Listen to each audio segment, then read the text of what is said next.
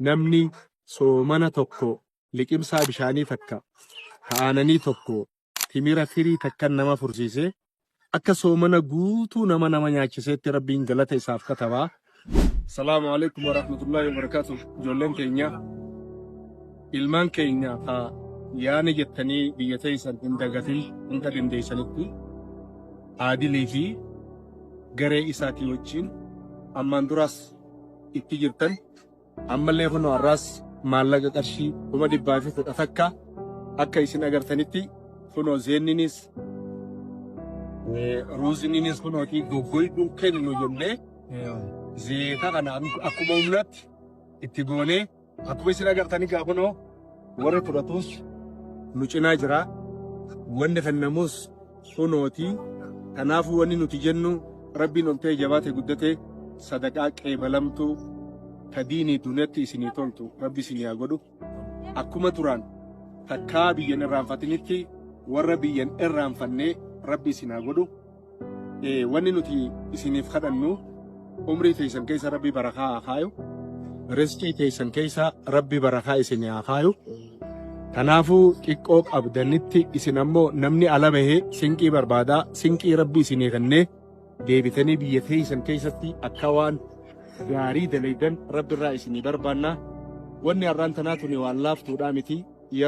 Yeroo tana yeroon ammaas soomana namni soomana tokko liqimsaa bishaanii takka aananii tokko timira firii takkan nama fursiisee akka soomana guutuu nama nyaachiseetti rabbiin galata isaaf katabaa.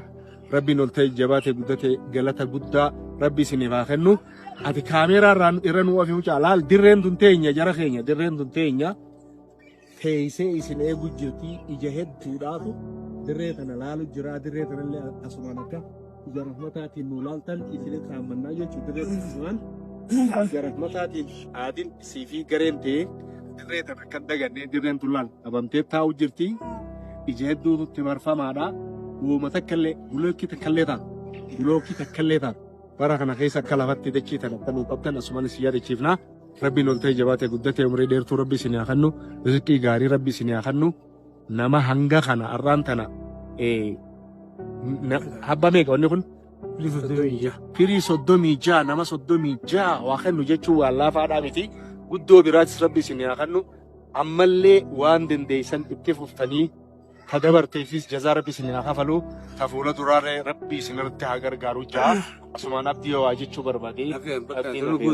Kanuma sheekaa guutu yaanii du'aa'ii asumaan isinii godha yoo rabbi jee isaan kuni nama du'aa'ii godhu as nam tokko lama keessaa du'aa'ii gootanii fi ani akkasitti addacha irraa hin dhufe waan ta'e jecha hanganuma isiniin jeetiin deemaa rabbi barakaa isa isinii haa kaayu.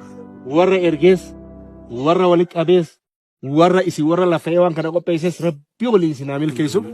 Biaqi subhaana rabbika.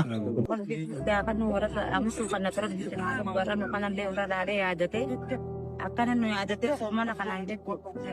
Itti illee qabdi machiisee kadin sooma siisee rabbi iddoo isin yaaqan.